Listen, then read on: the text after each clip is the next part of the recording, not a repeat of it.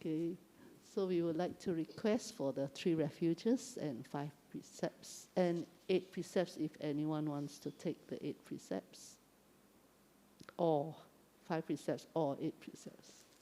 So just the 5 precepts? Yeah, first. And second one, anyone wants to take the 8 precepts today? No, so we don't need to do the 8, though we have prepared for the 8, the chanting slides for the 8 precepts. That's okay. At least you are taking the 5 precepts. It's very good. Yeah. Sadhu, sadhu to all of you.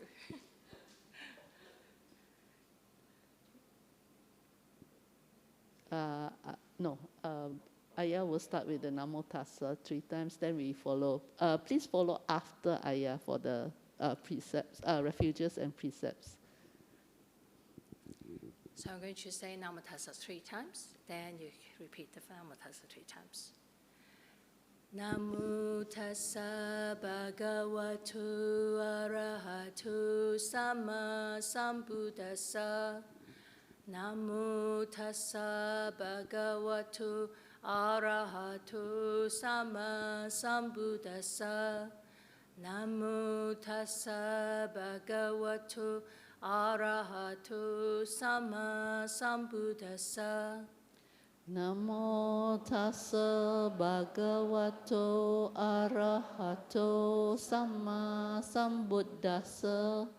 Namo Tassa Bhagavato Arahato Sama Sambuddhassa. Namo Tassa Bhagavato Arahato Sama Sambuddhassa. Buddhaṃ Saraṇaṃ Gacchāmi.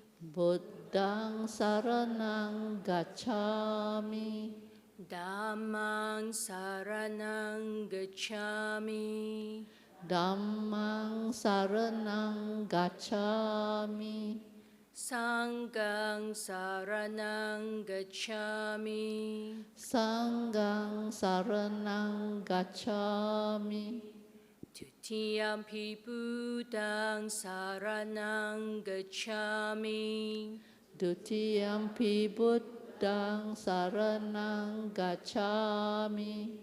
Tutiyampi Dhammaṃ Saraṇaṃ Gacchāmi. Dutiyampi Dhammaṃ Saraṇaṃ Gacchāmi.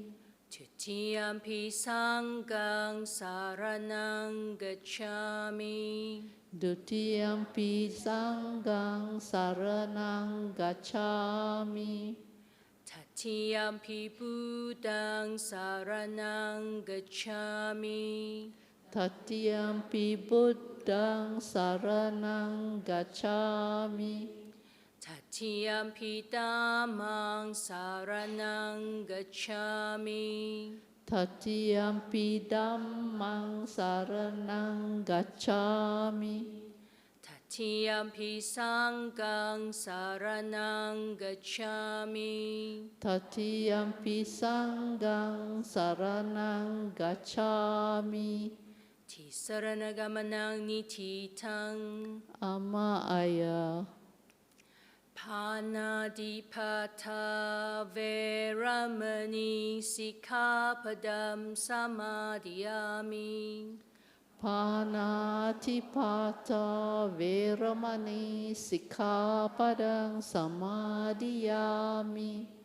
Adina Dana Veramani Sikkhapadam Samadhiyami. Adina Dana Veramani Sikkhapadam Samadhiyami. Kamesu Miccācara Veramani Sikkhapadam Samadhiyami. Kamesu Miccācara Veramani Sikkhapadam Samadhiyami.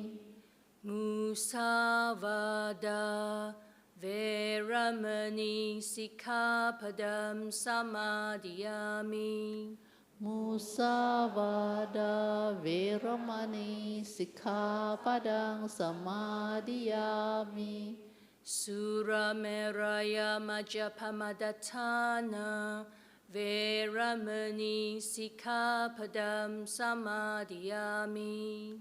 Surameraya Majapamadatthana Veramani Sikkhapadam Samadhiyami. Imani pancha sikkhapadani silena sukhatinyanti silena bokha sampada silena niputinyanti tasma silang visodaye. Sadhu, sadhu, sadhu. So may you keep these 5 precepts for your happiness, for your prosperity, and for the attainment of Nibbana. Sadhu, sadhu, sadhu. Next, we have the Karyaniya Metta Sutta in English. Yeah, sit down comfortably.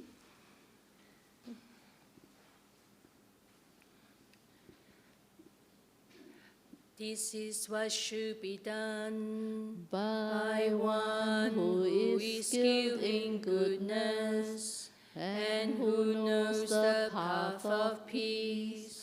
Let them be able and upright, straightforward and gentle in speech, humble and not conceited, contented and easily satisfied, not busy with duties, and frugal in their ways, peaceful and calm and wise and skillful, not proud and demanding in nature.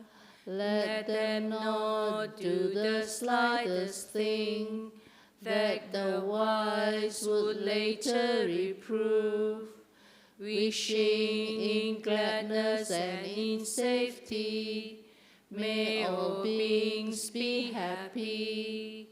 Whatever living beings there may be, whether they are weak or strong, omitting none, the great or the mighty, medium, short or small, the seen and the unseen, those living near and far away, those born and to be born, may all beings be happy.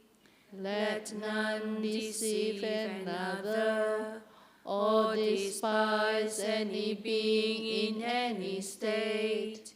Let none through anger or ill will wish harm upon another, even as a mother protects with her life her child, her only child, so with a boundless heart should one cherish all living beings, radiating kindness over the entire world, spreading upwards to the skies and downwards to the depths, outwards and unbounded, free from hatred and ill will, whether standing or walking, seated or lying down, free from drowsiness.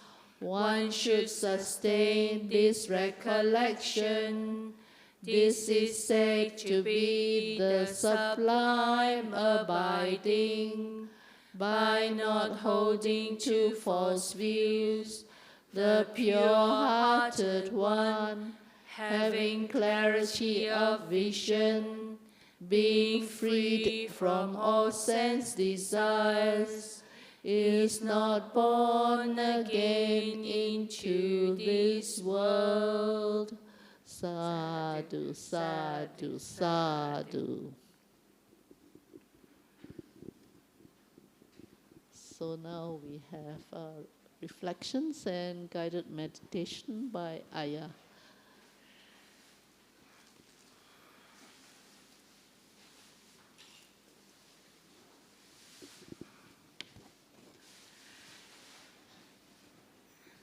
smiling at Leha because I knew her. And thank you for coming to support me because I haven't been here before. She said she was going to come. So made me feel better, but I also know Eileen as well, so and Wei Li. So welcome. I'm not sure, I think some of you came last night. So I'm not going to repeat myself or who I am, so I'm just going to say briefly. So I'm a nun from 𝑃𝑎𝑡𝑎𝑐 Bhikkhuni Hermitage, which is in Perth, Western Australia. And I'm very happy to be here and lovely to see so many of you here today. So today, as I was being asked the theme of the meditation day, like I think 2 months ago or something, so I can't run away from doing the same thing. So the topic that we are going to investigate today is the power of goodness. This is another topic that very close to my heart. Before some of you will know, my teacher that I have been looking after for the past 11.5 years is Ayya 𝑦𝑦𝑎 Bhikkhuni Terry. Actually ordained, I went into the monastic training in 2002, so I have been under her so-called guidance since then, 2002. But I actually met her before that. I met her on the pilgrimage to India. I think that's a year before that, that's 2001. So I knew her for a long time. The year before, she passed away in November 2021. So the year before she passed away, we have a Vesak meditation day. So at the time, she's, of course, very sick. And she also lost her speech. So I normally, which is lovely for me to be able to go and ask her, say, what do you think that I normally do a meditation day on Vesak Day. So we do not have a big celebration. The celebration that we do is meditation day in noble silence. So I went to ask her, I say, well, give me a topic. What do you think that I should use, a theme that I should use? Because sometimes she gives me all sorts of topics, which is not just for me to share with the rest of the lay supporters, but also a way that she would like me to look into that particular topic for my own growth in Dharma. So normally, I just, I went to ask her. So I did the same thing. Actually, the Vesak, I think that year is sometimes in May 21st or 24th, I can't remember. She actually went into palliative care in June, so like a few weeks after. So when I went to see, well, I've lived with her, so when I asked her, she could not speak. So we call a spelling board. Most of you might not aware that people who can't speak, there's lots of tools available right now. So the spelling board basically means there is an A to Z.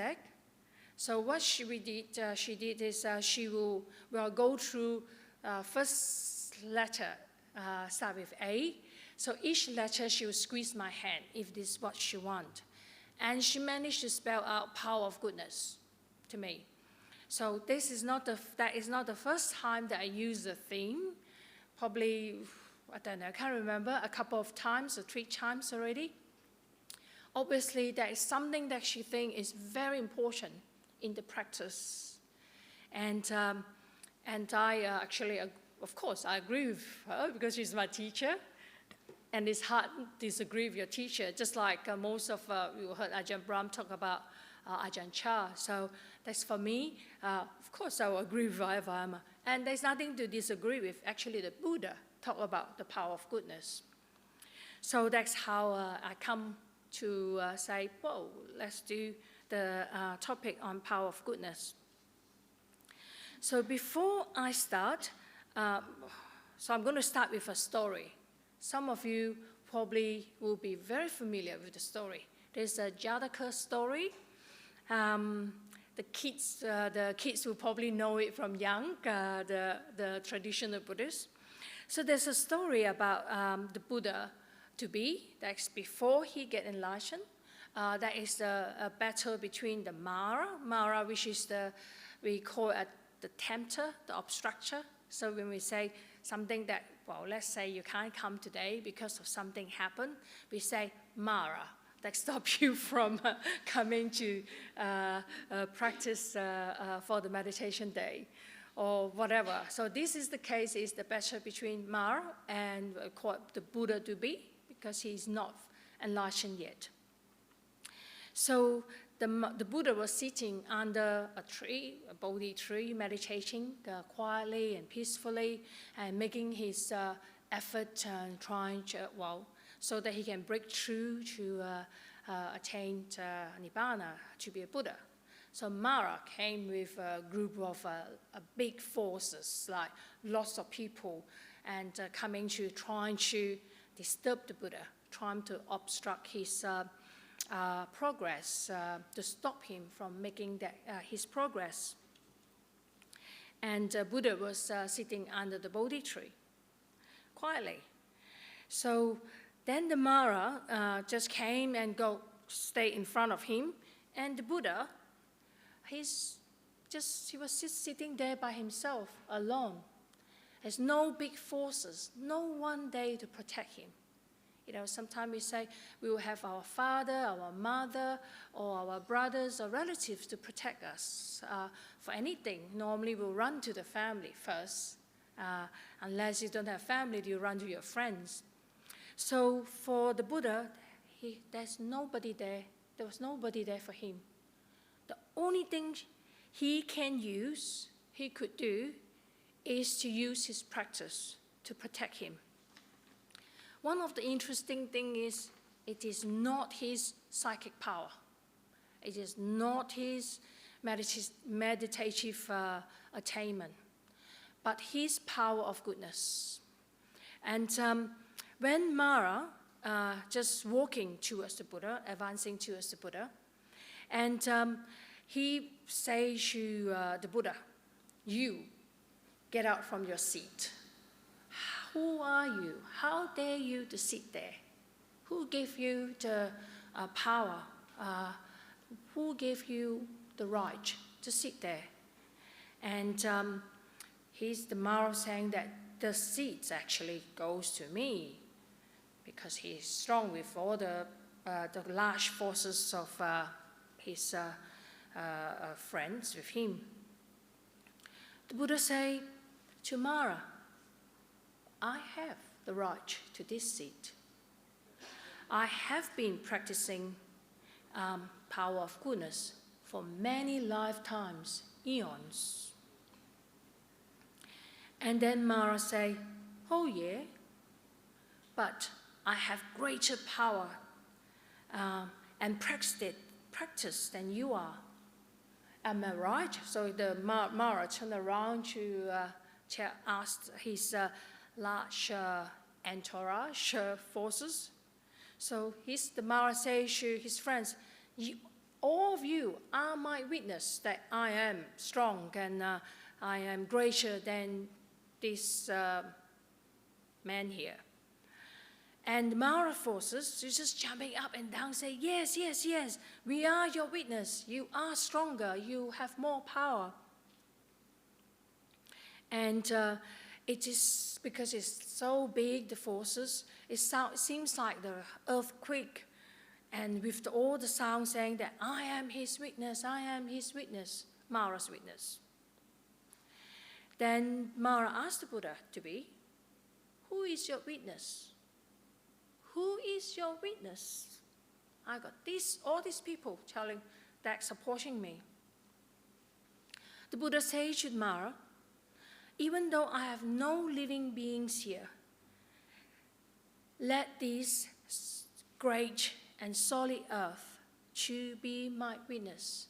So the Buddha just have his hand come out and just point it down onto the earth and say, "Are you my witness?" So the Buddha is asking the earth, "Are you my witness?" And the great earth resounded with 100, 1,000, and 100,000 of echoes, just overwhelming the Mara's friends and forces and entourage, and saying that, "I am your witness." every time when I tell the story, I have my goosebump coming out because I was really inspired by that story. Because, as I said earlier, it's not anything else that protecting the Buddha. It is his practice, practicing goodness for eons. That's why he had the right to sit there to practice. He had the right to incline himself, so he is destined to become enlightened. Sorry. Actually, my voice is loud enough. Is it okay? Because I don't want to be too loud if I say too loud.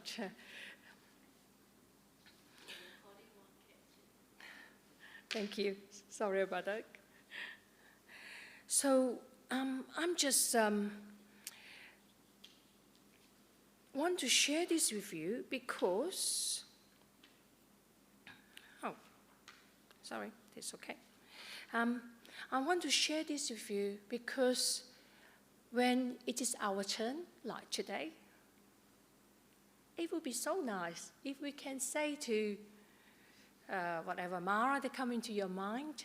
Mara can be anything disturbing your mind. You know, all the thoughts and all the unwholesome things that come out. Sometimes might be wholesome, you know, all the comment, all the nice things. So, well, what I'm going to do today, and I'm going to sit and like the Buddha. It is nice that for us to be able to point our finger onto the earth and say that you are my witness. Each one of you can say that you have been practicing all this time. Even today, you have taken your 5 precepts. That is the goodness. You can say that you have the right today to sit here, to practice, to sit here, to meditate, to reflect, and make your gigantic step or whatever steps that you have today towards inclining yourself towards liberation and freedom. So that's what we are going to do today. It is not something that it is true. And I just want to continue to mention that so molarity, so it is not just the 5 precepts. This is, when you look at it, it is the whole Eightfold Path. The Eightfold Path is talking about Sila, Samadhi, Panya. That is the molarity, and that is the Samadhi, which is stillness, and Panya is the wisdom. So we need to have the Sila Samadhi in order to develop the wisdom. And the molarity, which is the cultivation of goodness, keeping the 5 precepts, and actively cultivating the positive aspects of the precepts, that will give us the confidence. And I want to emphasize that not just when we look at the 5 precepts that all of you have committed to, not just focus on that, not to do something, not to do this, refraining yourself from doing something. But most importantly, what we can cultivate is the positive aspects of the precepts. So I'm going to read through the 5 precepts and follow by the positive aspects of the 5 precepts. So not harming living beings and actively cultivating loving kindness. So we just not say we are not going to harm other beings. And interestingly, someone was saying that I can't cultivate not harming living beings except cockroaches. But we don't focus on that. Right, we got to sometimes admit that I'm not there yet to be every single living beings, but at least we can do something by cultivating loving kindness. If you're afraid of cockroaches or any other beings, or you say mosquitoes or whatever, but at least you can cultivate loving kindness towards not when you have the mosquitoes or the cockroaches in front of you. So cultivate loving kindness before that. So when we're sitting here, you can think about, okay, may the cockroaches or the beings that I dislike be well and happy. So we got to remember that not just us have the quest for happiness. All beings, even those people that who's whatever war that is going on, all those people that we don't like and causes lots of suffering to many beings, they also quest for happiness. Just that they use for us, they use the wrong path towards their quest. And those of us who are committed in 5 precepts, we know that is not the right way. Causes suffering to other beings, will not bring us happiness. So that's something that we can remember and cultivate. And not to commit sexual misconduct. Oh, sorry, it's the second one. Not to take what is not given, but actively cultivating generosity. So sometimes it's, sometimes you think that it is so simple, the 5 precepts, but it is not. When you look into deeper and deeper into what is the 5 precepts, so actively cultivating generosity. So that's all of you are doing. So I have a few people came to offer me breakfast dinner this morning. So they gave up their morning, they got to be here at 7 o'clock to offer me breakfast. So that's a great way to cultivate generosity. So you give up your time and energy, but offer someone else back. And when I was in Australia, in Perth recently, someone offered me some funds to go to the physiotherapist. I do have back problems. Of course, it's worsened because I have been looking after Ayya, so I need to do a manual handling. And someone offered me to pay for the sessions for me to go to the physio. Thanks, generosity. So any single things you do, like Eileen offering her time and energy to organize her meditation day. I've been telling her that she made great karma, good karma. That's generosity. Generosity of time and energy. Allow all of us to be here. Everything goes smoothly. Go as planned so that we can have no worries and sit down here. That's generosity. So we don't think about generosity must be just money or something that it is material. It can be your time and energy to Buddhist fellowship, Singapore. Whatever you do, every single thing that you help. And the third one, I must keep another time, not to commit sexual misconduct and actively cultivating contentment and what we have, and trustworthiness and live up to our promises. So when you look at the 3rd precept, thinking that it is only, not to commit sexual misconduct, you say, I do not do that, then you just leave it. But when you look at it, it is something that we can do much more and deeper than just not to commit sexual misconduct, but cultivating contentment. Content with your husband or wife or girlfriend or boyfriend that there's things that you might not like, but you committed into the relationship right now. So you practice the contentment, not to compete. Sometimes you might say, the Valentine's Day just passed. I didn't receive anything, you might say. My friends, they receive, whatever, all the presents. But reflect on that. Your partner might have offer you their commitment, their kindness, probably the rest of their life. So not just the material things. So contented with the person is a good person. I have a supporter in Perth that she was saying, her husband is hopeless. Never say anything that, well, things like, I love you, or you are such a wonderful, beautiful woman, whatever. But she said, one good thing is, he is a good man. He provides for the family, and he help out. They are a young couple, so he actually got to help out to look after the kids. They have 3 kids. They even have a baby. So there's one day that she came for the meditation day. So the husband got to stay home to look after the kids. So he got to clean them, feed them, change the nappies or whatever. So he's willing to do that. So she say he's a good man. And he don't do anything. He just come back from work, or he went to the monastery to stay.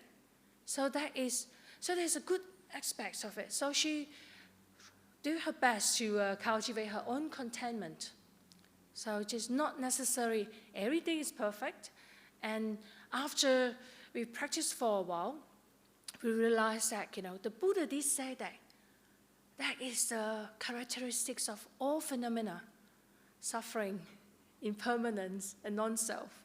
So there is no perfection in any one of us or any conditions. We might even can complain about this place. I find this beautiful and wonderful. Aircon and nice place and no one coming in. So that is contentment. There's more that you think it could happen, but this is good enough. So that's what we are cultivating. I'm going to talk a bit more about later on the next sessions. So there is, and the trustworthiness and live up to our promises. So those people who came to offer breakfast dana, they say they're coming, they turn up. Because alternative is, I'm hungry, but that's okay. I normally don't have breakfast. I spent a year in Janagrove. I don't have breakfast. I only have dana. So that's not that, devastating if I didn't get breakfast. But the practice of the other party is they promise something, they said they would do it, so they turn up on time. They was there. Just like all of you, you turn up. And if Eileen not here, or the recording person not here, that will be probably a bit challenging. But they say they will do it, and they're here. So that is a practice. So don't look down on any small, so-called small things that we do in life. And number 4, not to tell lies, and actively cultivating speech that's kind, honest, and bring people together, truthfulness. And I must say, last night someone came to the talk. They trying to tell Jenny that they enjoyed the talk. They asked Jenny to tell me, and Jenny told the person, say, why don't you come and tell me directly that they enjoyed the talk. And she did. And I say, it's great to be able to tell the person directly. And that is cultivating right speech. So that is one of the precepts, and you're cultivating more. And besides that, when you just have a thought in your mind, especially positive and right speech, and kind and gentle speech, and when you have the thought, and you say it to that person directly or repeat it back, you are actually reinforcing the kindness, the gentleness, the right speech in yourself, in your mind. So the more that you do it, of course, the best way is do it with honesty. If you don't feel that, probably I will encourage you not to say that, because then you are not not telling lies. But then if you don't think that, I don't really like the Venerable, so it's better you say nothing to cultivate good right speech, rather than come and say to me, yeah, I really like your talk, but actually inside you saying, this is boring. So it is not right speech. Then probably you might think twice before you want to speak, unless you are nice to me. Let's say Leha come to tell me that, well, Venerable, probably you can do another way to improve the meditation day or the way that I speak or whatever, then it is sort of a more friendly way. So right speech is not just say the truth, but at the right time, the way that you say it, and always have kindness and gentleness in your mind before you offer your so-called constructive criticism. And the last one, not to take drugs and alcohol that cloud the mind, and actively cultivating mindfulness and clarity of mind with meditation. So there's quite a lot. Some people have problems with the 5th precepts, not to take drugs and alcohol, especially the alcohol, because I haven't have an old traditional lady came to speak to me. She said, well, I need to drink some alcohol in winter because it is cold. And my family say that. My mom being encouraged too, but she's non-Buddhist, my family, say drinking alcohol is good to give you warmth. I say there's many other ways you can keep warmth. You do not need to take alcohol. Well, have the heater on, wear more clothing, and from, I think, in the Asian culture, we can have lots of soup, drinks that we can have to warm our body, or using pepper or whatever that you cook, like ginger, a ginger drink to warm our body. So there's many other creative ways. So when we have the commitment, we need to think about creative way to offer us the alternative path or alternative way to live our life. And the most important thing is meditation. So we do not want to take alcohol and drugs. Besides the side effects of it, such as we will do things that we don't want to do. So it make us break precepts number 1, or the rest of the precepts. So sometimes we have alcohol, too much of it. You don't intend to kill anyone, but when you're driving, you're not careful, you're not paying attention because you're under the influence of alcohol. Then you hit someone, then that causes you to harm other living beings. You might not hit anyone, but causes damage or you kill yourself. Remember, you are one of the living beings. So we do not want to do not just the things to hurt or harm other beings outside, but make sure that you remember you is one of the beings. So you don't want to do anything to hurt or harm yourself.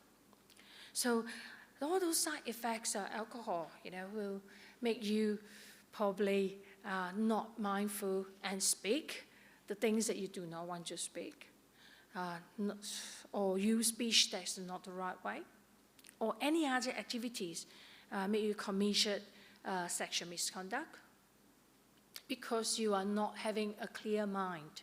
That's why it is important eventually.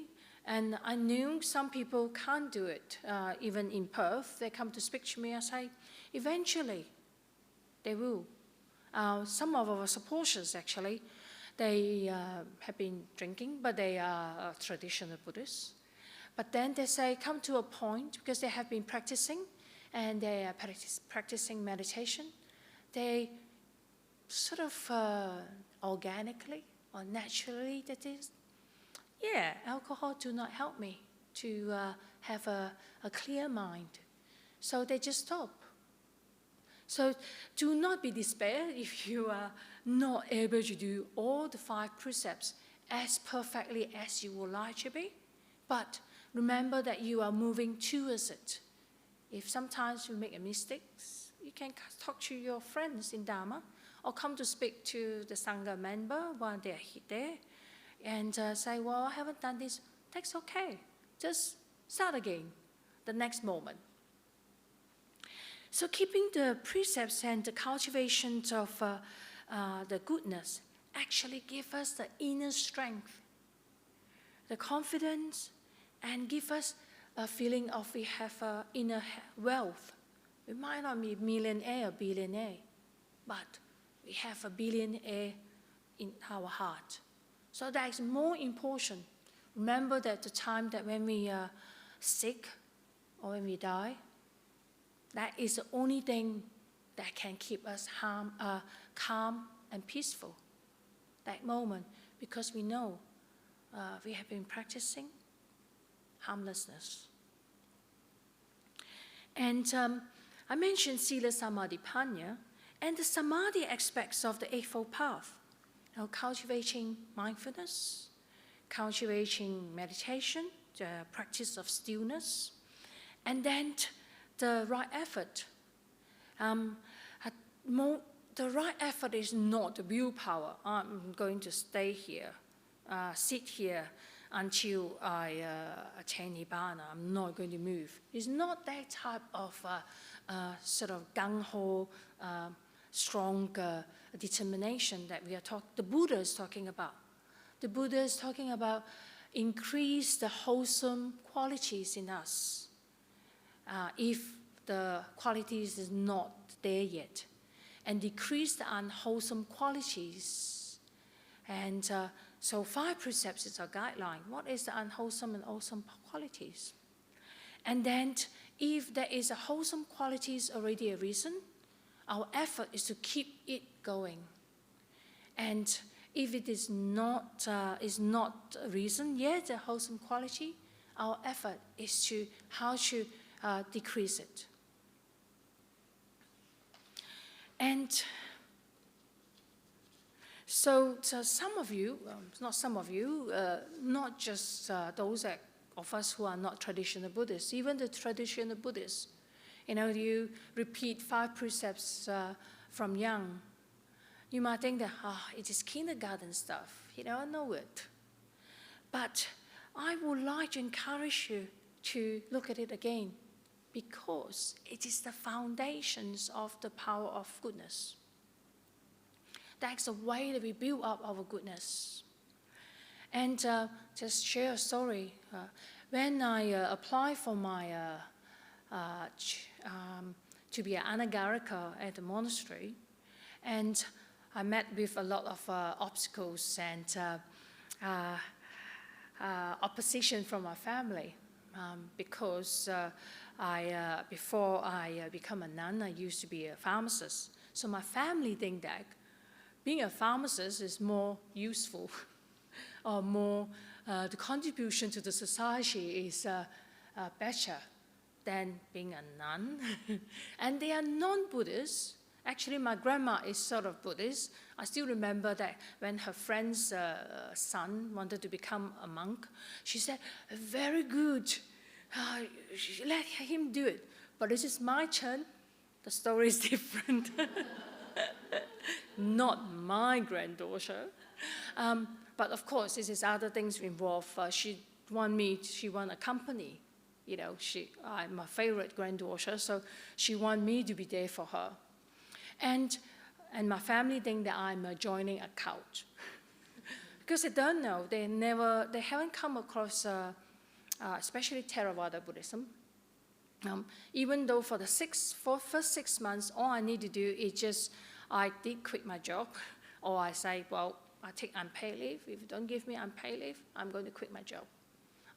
Because at the time, as Ayya 𝑦𝑦𝑎, as my teacher, so you have 6 months you need to commit to, give it a trial. So I need to feel that that's what I want to do, and she need to feel that I'm a suitable candidate. So 6 months is a commitment, I need to stay. But 6 months taking leave is quite difficult. But I work in a pharmacy in Western Australia. So at the time, it's a lot of, we call it part-time or locum positions. So I'm not a full-time pharmacist there, so they can afford not to give me unpaid leave for 6 months. And then I say, if I come back, I'm happy to come back to work again. So, and there's all other obstacles. Of course, my mom thinks that, she actually, those of you who are traditional Chinese, I think, some of you speak Mandarin? Do you know a character called Yue Fei? Yeah, my mom trying to, I think it's UFA, my mom wrote 12 letters to me.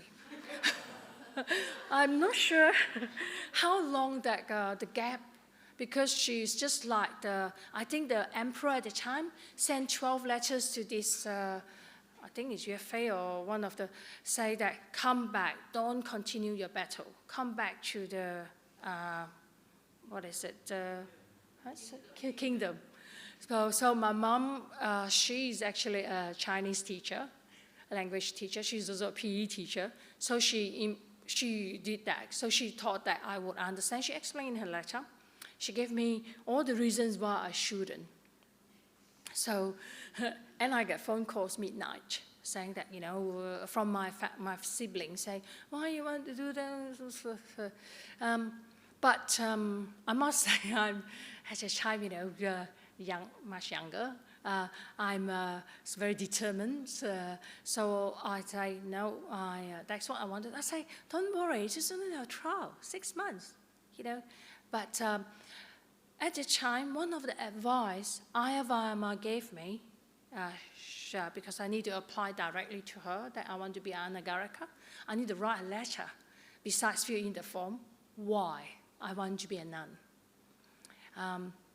So she said to me, one of the way that I can do is to look at my precepts, 5 precepts, to make sure that my precept as pure as possible. She didn't say, I can't remember what else that she explained to me why, but to me, yes, when your precepts is as pure, you keep your precepts the best you could, you reduce my obstacles, the road will open much wider. That is the power of goodness. They give me the confidence, give me inner confidence that I, and open up the way against Mara. So my family, they were Mara at the time, but remember the story. So the power of goodness will help us against any good things that we do in life. So that's very powerful and special if we can do that. I'm going to stop here with just a sharing because I need to lead a guided meditation. We will continue. I'll have more stories to share this afternoon. But before I go into the sharing of merits, I think there is some reflections around the place. There is reflections before eating. Do I have one here? That is the quotes, actually, both of them. I have taken it from the Lotus Bud Sangha, which is a Thich Nhat Hanh tradition. There's lots of ways we can reflect before eating. But I purposely I have chosen these 2 because this is a one-day meditation. We need something simple to reflect on. I don't want you to remember something that's too hard when you're eating. Something that you can bring home with you, that you can reflect on each time before you eat, something simple.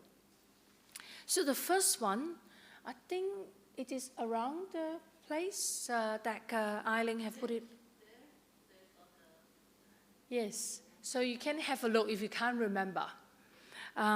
So the first one is say, this food. Okay, before I say that, I just want to say a bit more about reflections. Why reflect before eating? We can do reflections many times, but that is something that we eat. Most of you eat 3 times a day, or 4 times a day, or 5 times a day. So at least there's a moment that we know that there's an action that we are going to do, and something that reminds us to stop, to practice mindfulness. So we can use anything, basically, to practice mindfulness.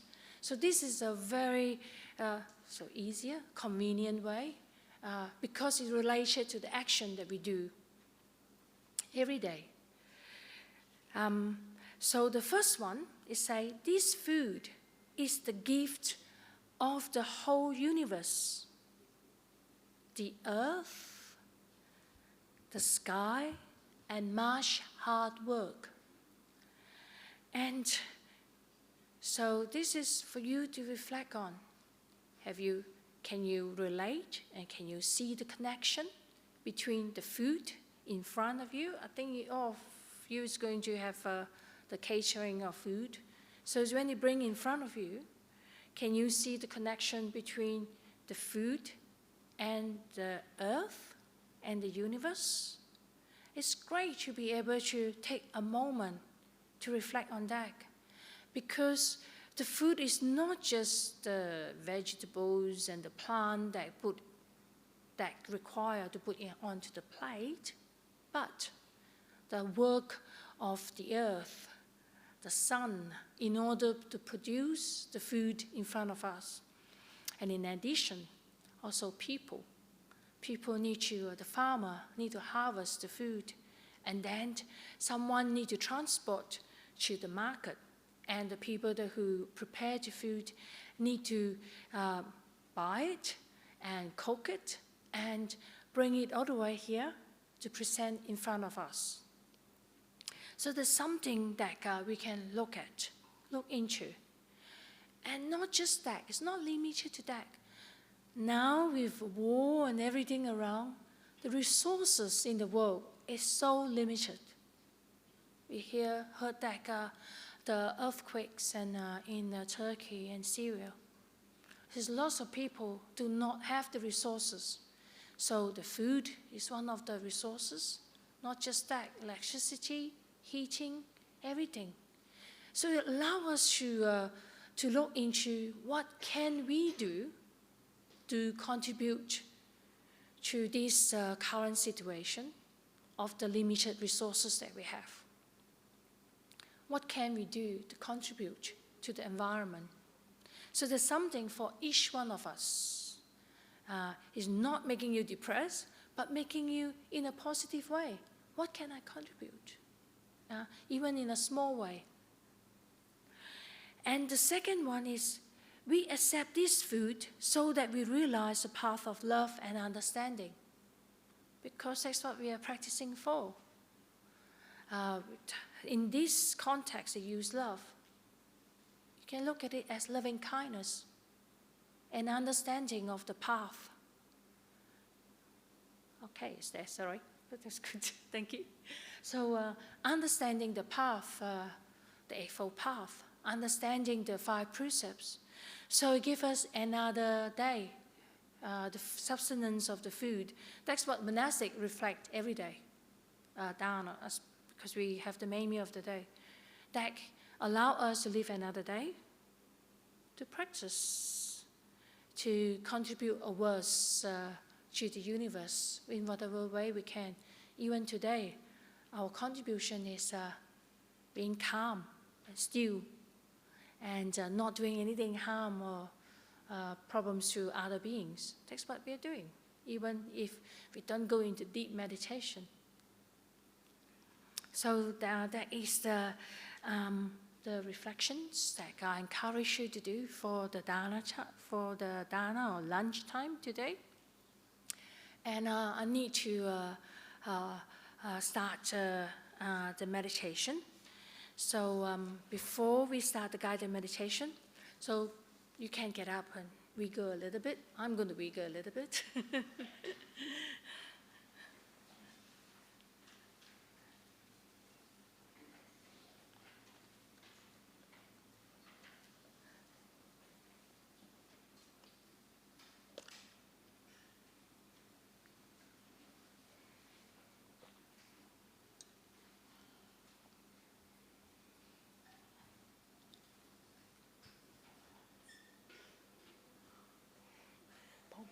Where do you get it from?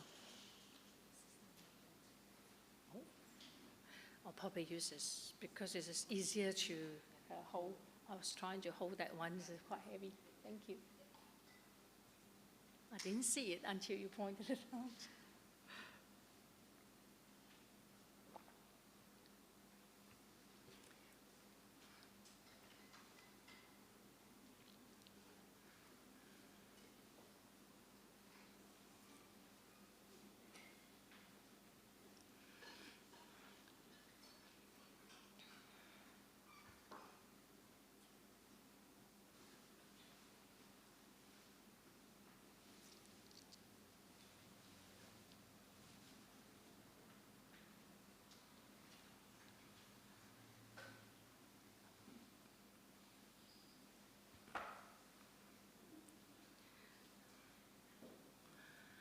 So whenever you're ready,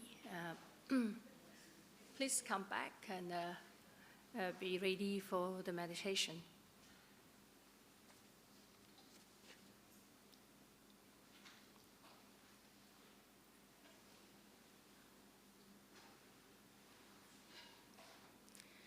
And you find it challenging to sit on the floor, please sit on a chair.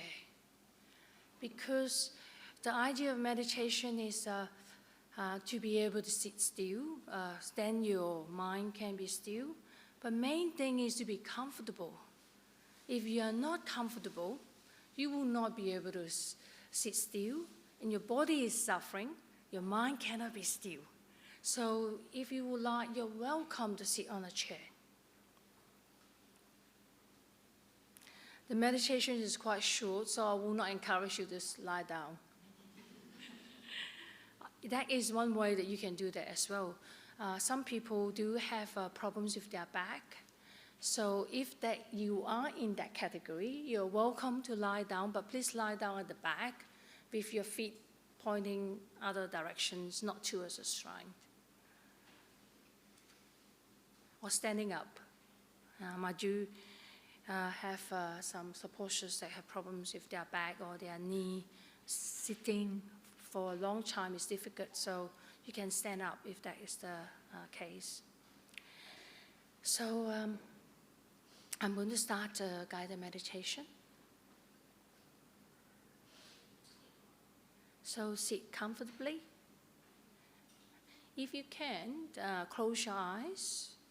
If you feel sleepy, one of the ways is you can open your eyes, but just look down on the floor, just like 1 foot away or 2 feet away from you, so that you are not distracted by all the people and things surrounding around you, if you would like to open your eyes.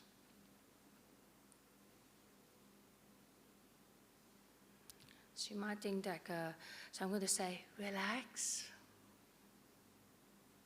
I'm going to start with body awareness for these sessions, and before we go into the breath.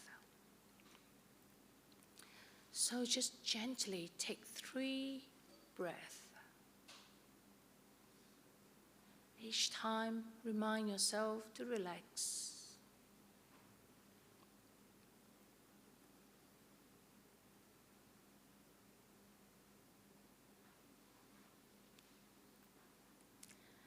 So bring your awareness to the top of your head and gently move down from the top of the head to the front, to the forehead. Just imagine that your mind is just like a gentle hand, just putting the awareness on the forehead, onto your eyebrows, to your eyes, to the nose, and onto your lips, and put a smile on your face. And remind yourself to relax. You're in a safe place.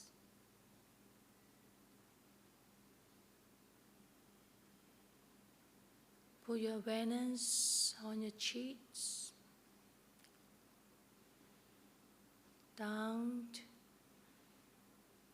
all the way to the neck.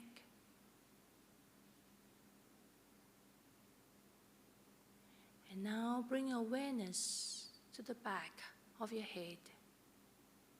From the top of the head, slowly and gently move down.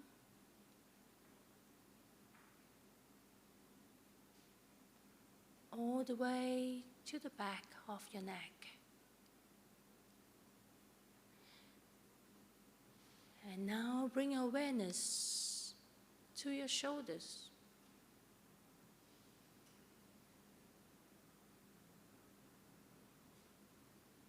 From the side of your neck all the way out to the top of the shoulder. If you feel there's any tightness, just bring your attention to the place that's tight and intentionally expand the tightness and then let it go.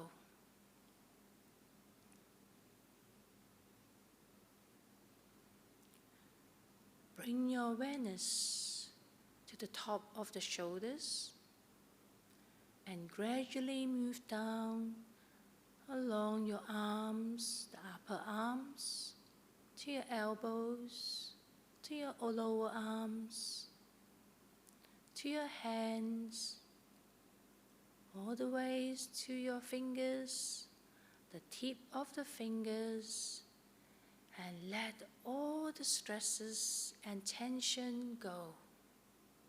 And remind yourself to relax.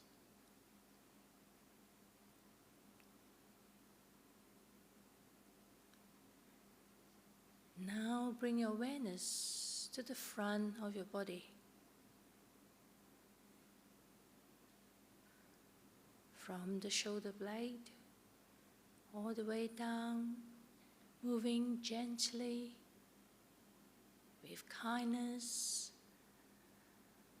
along your chest to your stomach. And if you feel any tension or feeling of butterfly in your stomach, bring your attention to the area.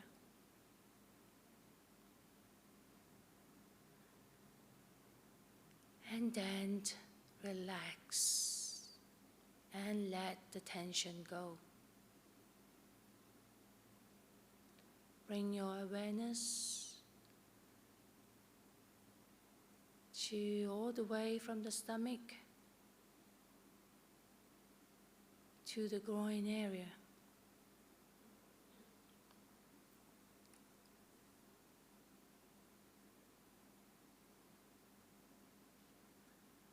Now bring awareness to the back.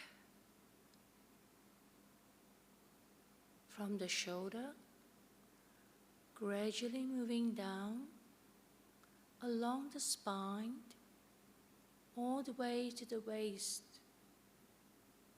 If there's any stiffness or tightness, bring your awareness to the area. Expand the area, make it bigger and bigger. And then let go. Move on to the next area. Bring your awareness from the waist, gradually moving down to your buttocks.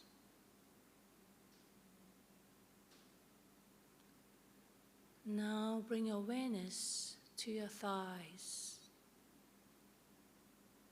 Slowly and gently moving down to your knees, to your lower legs, to your ankle, to your feet, all the way to the toes, the tip of the toes. And once again, let all the tension and the stress, let it all out. And remind yourself again to relax.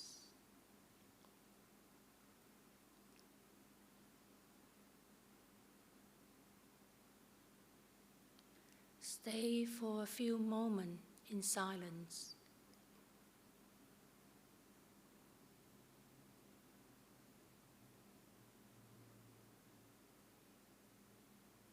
Feel the lightness in your body.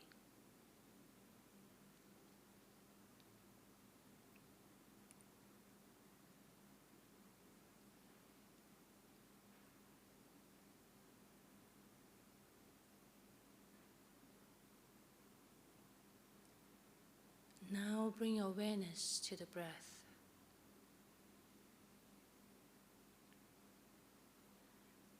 When you breathe in, imagining you're breathing in all the peace in this hole.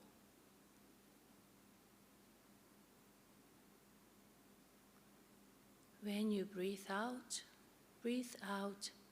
loving kindness, metta.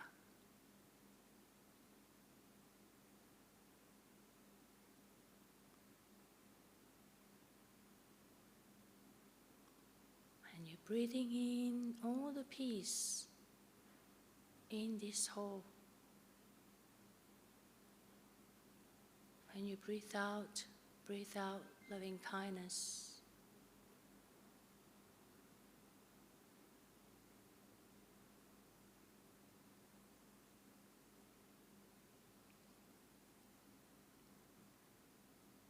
Keep on breathing in the peace and breathing out loving kindness.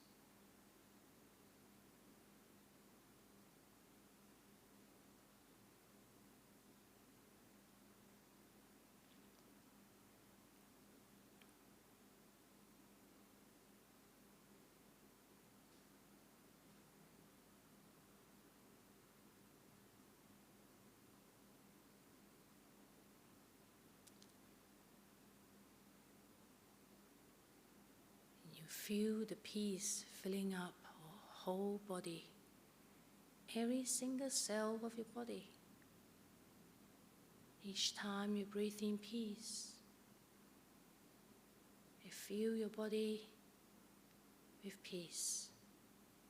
You immerse your body with peace.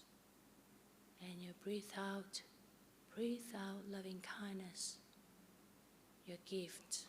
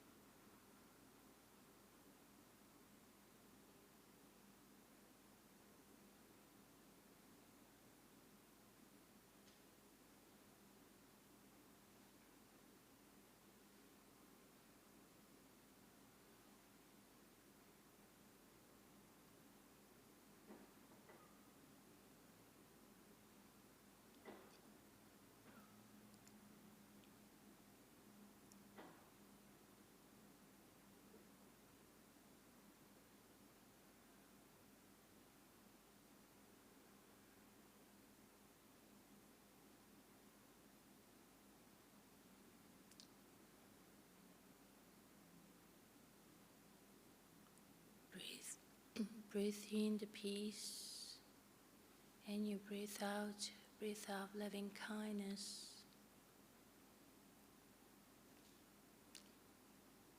We are actually coming close to the end of the guided meditation.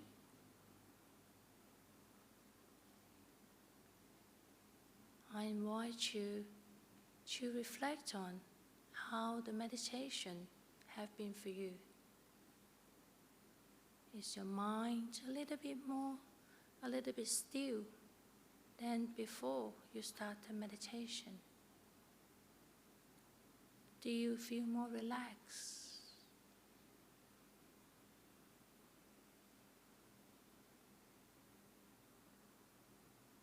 The reflection allows you or us at the end of the meditation to remember all the positive,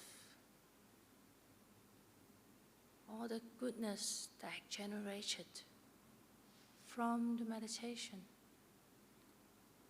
Then you encourage you to come back again and again to the meditation.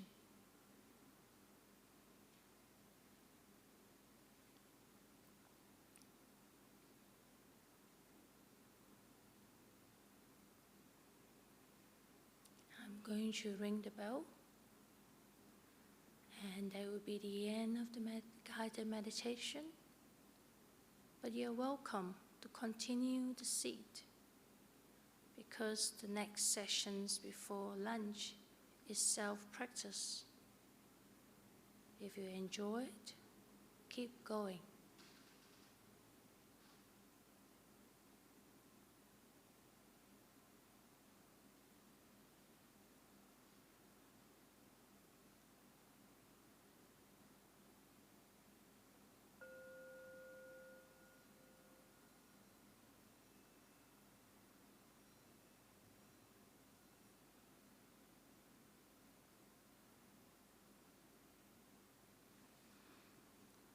Those who want to get up, you can move mindfully, gently, and then come back again to sit.